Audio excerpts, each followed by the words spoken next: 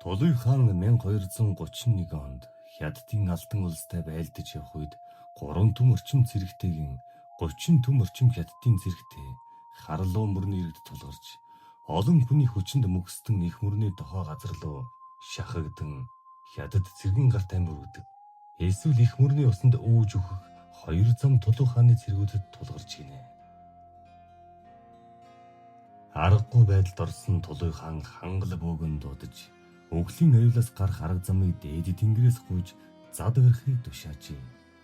Хааны зарлиг ёсоор задаж хангал бөө гал дахин бөөлж тэнгэрийг дуудан аврал ирж зад буух бүх аргыг хэрэгэлсэн байна. Ингээд Хятадын цэргийн өмнөр болон араас нь олон хүн шууд гарч ирэн их дуугаар хашгиралдан байснаа гинэт алга болж түүний араас зуны цаг байсан атал эхлээд бороорж дараа нь шуун зад буун түүний араас засан шамраг болон хуурсан халуун зунаар ийм хүйтэн шамраг тулгарна гэж бодоогүй явсан. Хятад цэргүүд баламгдэн сандарч сүүрх аюулд орон Монгол цэргийг бүслэн хаахаан зогсоожээ.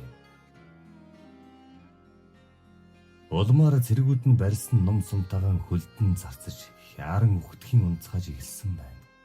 Ингэж Тулуй хааны Монгол цэргүүд мөнх тэнгэрийн ивэл хангал бөөгн эрдэм чадлын аж тусаар 9 минт үлдсэн гэдэг.